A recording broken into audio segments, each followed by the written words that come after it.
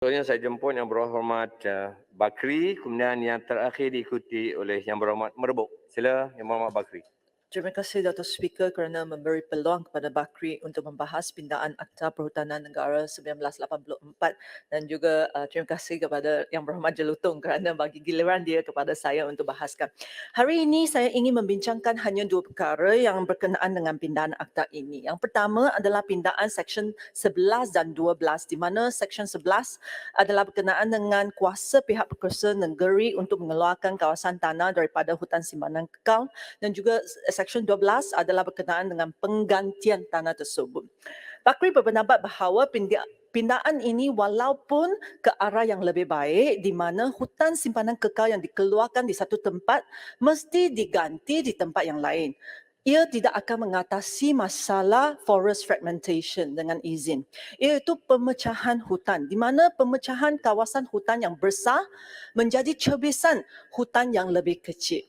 Kita perlu tahu bahawa saiz hutan adalah sama. Tapi kualiti hutan akan turun apabila kita ada forest fragmentation. Forest fragmentation boleh menyebabkan kehilangan biodiversity, peningkatan tumbuhan invasif, perosak dan patogen dan serta pengurangan kualiti air. Apabila hutan dipecahkan, pergerakan tumbuhan dan haiwan akan terhalang. Ini menyekat pembiakan dan gene flow dengan izin dan mengakibatkan penurunan populasi flora dan fauna dalam jangka masa panjang.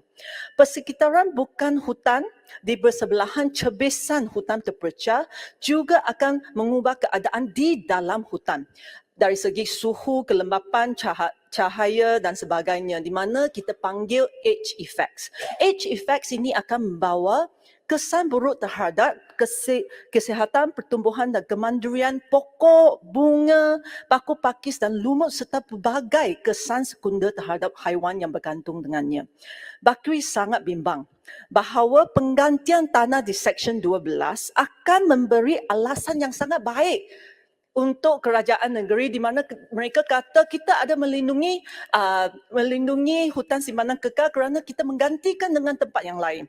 Ini adalah sangat bahaya terutamanya untuk Central Forest Spine seperti yang dibangkitkan oleh Yang Berhormat Kulim. Ini adalah kerana Central Forest Spine adalah satu koridor yang panjang yang merupakan habitat yang terpenting di semenanjung Malaysia untuk spesies terancam seperti harimau Melaya, berang matahari Melaya, tapir Melaya dan juga gajah Asia serta pelbagai spesies hidupan liar, tumbuhan dan juga mikroorganisme yang menjadikan biodiversity negara kita dipanggil mega diversity. Selain itu, Forest Central Spine juga menyediakan perkhidmatan ekosistem yang tidak boleh ditukar ganti seperti bekalan air, penyesuaian iklim, perlindungan tanah dan juga mengurangkan risiko bandar dan sebagainya. Bakri ingin tanya bagaimana kementerian boleh mengatasi masalah forest fragmentation Central Forest Spine dengan pindaan Seksyen 11 dan 12. Apabila insentif untuk kerajaan negeri untuk mengeluarkan tanah dari hutan simpanan kekal adalah tinggi, kewajipan seperti public inquiry adalah secara kosmetik sahaja. Kerana akhirnya ia akan diluluskan. Kerana apa? Kerana tanah adalah sumber pendapatan negeri yang paling besar.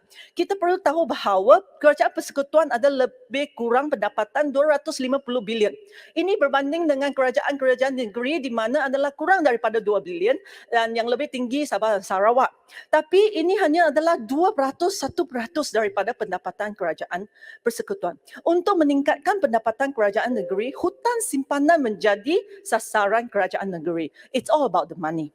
Oleh itu, kita perlu mewujudkan insentif untuk kerajaan negeri untuk mengekalkan hutan simpanan mereka. Kerajaan Pakatan Harapan telah memperkenalkan Ecological Fiscal Transfer for Biodiversity Conservation EFT buat kali pertama pada tahun 2019 dengan peruntukan 60 juta bagi menggalakkan kerajaan-kerajaan negeri untuk mewartakan kawasan perlindungan.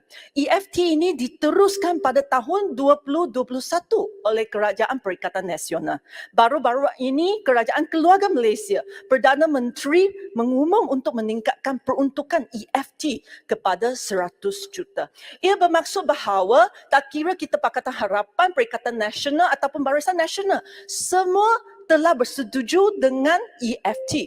Tetapi EFT tidak boleh setakat di polisi sahaja. Ia perlu diinstitusikan dan seharusnya menjadi grant statutory melalui pindaan akta ini. Oleh itu, saya berharap bahawa kementerian boleh menambah pindaan kali ini dengan menambah klausa untuk EFT.